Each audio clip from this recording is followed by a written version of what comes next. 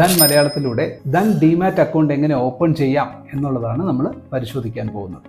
നിങ്ങളുടെ ആൻഡ്രോയിഡ് അല്ലെങ്കിൽ ഐഫോൺ സ്റ്റോറിൽ നമുക്ക് ധൻ ആപ്ലിക്കേഷൻ അവൈലബിൾ ആണ്.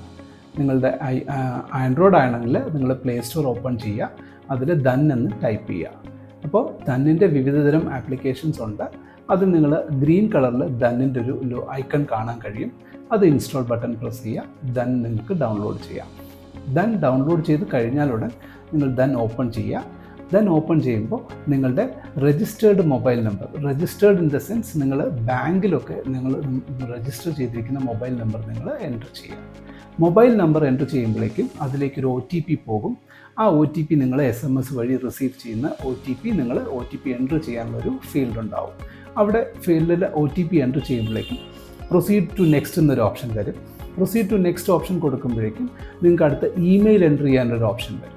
സോ ഇമെയിൽ വെരിഫിക്കേഷൻ 2 തരമുണ്ട്. നമുക്ക് മാനുവലി ഇമെയിൽ എൻ്റർ ചെയ്യാം, അല്ലെങ്കിൽ സൈൻ ഇൻ വിത്ത് ഗൂഗിൾ എന്നൊരു ഓപ്ഷൻ ഉണ്ട്. So sign in with Google or manually നിങ്ങൾ ഇമെയിൽ എൻ്റർ ചെയ്യുമ്പോഴേക്കും ഇമെയിൽ വെരിഫിക്കേഷനും ഒരു OTP നമുക്ക് റിസീവ് ആക്കും. ആ OTP നമ്മളവിടെ കൊടുക്കുക. ഇമെയിൽ കൊടുത്തു കഴിയുമ്പോഴേക്കും ആ OTP വെരിഫിക്കേഷൻ പ്രോസസ്സ് ഫിനിഷ് ആകുന്ന അടുത്ത ക്ഷണം നമുക്ക് നമ്മുടേതായിട്ടുള്ള ഒരു പിൻ സെറ്റ് ചെയ്യേണ്ട ആവശ്യമുണ്ടാവും. സോ നമ്മുടെ പിൻ എൻ്റർ ചെയ്യുക. നമ്മളൊരു 6 ഡിജിറ്റ് പിന്ന്, നമ്മുടെ സ്വന്തം പിന്ന് നമ്മൾക്ക് യൂസേജിന് വേണ്ടിയിട്ടുള്ള പിൻ രജിസ്ട്രേഷൻ നമ്മൾ എൻ്റർ ചെയ്ത് കഴിയുമ്പോഴേക്കും നമ്മൾ അടുത്ത KYC ഫോർമേഷനിലേക്ക് KYC ഫില്ല് ചെയ്യേണ്ട പ്രൊസീജിയറിലേക്ക് നമ്മൾ കടക്കും.